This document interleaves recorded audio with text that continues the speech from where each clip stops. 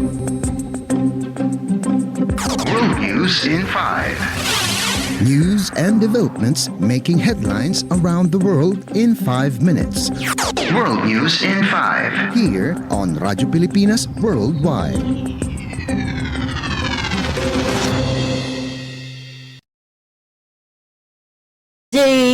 This is World News in 5 here on Radyo Pilipinas World Service.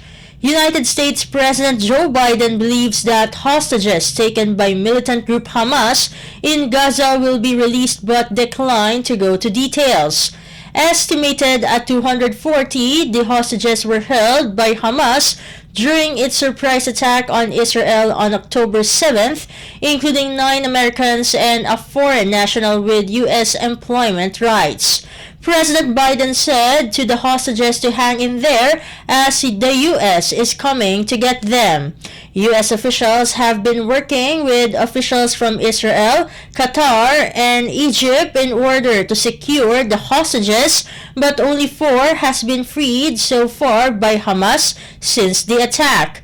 The U.S. president also said that healthcare facilities in Gaza must be protected as the Israeli military continues to target these establishments over claims that Hamas is using them as cover to hide its command centers and weaponry.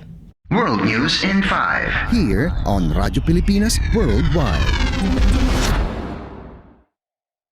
In other news overseas, rescue workers continue to dig inside a Himalayan highway tunnel in India as 40 construction workers are still trapped under the collapsed tunnel.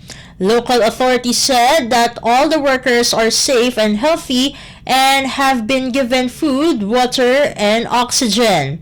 The rescuers have been digging a hole big enough to fit a wide steel pipe so that it can be used to pull the people inside to safety.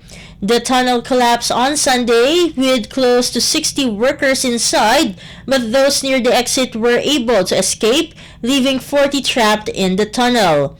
The 4.5-kilometer tunnel had been under construction since 2018 and was expected to be completed in June last year, but was delayed due to the pandemic.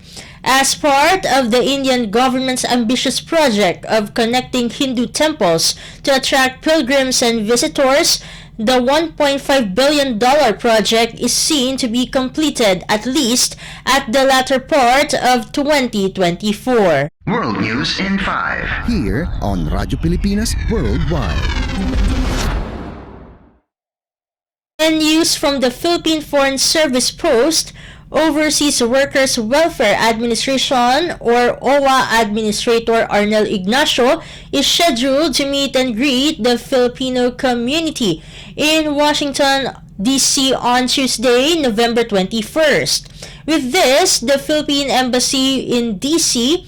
or in Washington, D.C. invites overseas Filipino workers or OFWs to come and join them at the OFW Info Caravan, which will be held at the Quezon Hall of the Philippine Embassy Chancery Annex from 4:40 in the afternoon until 7:30 in the evening, Eastern Standard Time.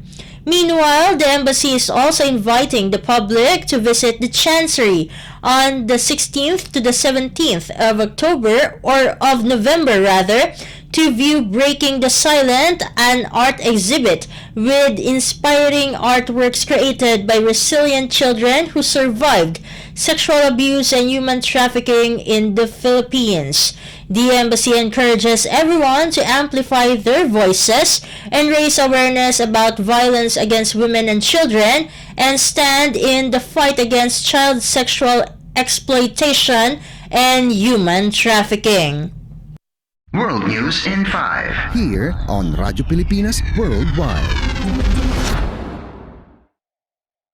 That concludes today's edition of World News in 5. For Radyo Pilipinas World Service, this has been Steph Vicente. Good day and stay safe, everyone. World News in 5. News and developments making headlines around the world in 5 minutes. World News in 5. Here on Radyo Pilipinas Worldwide.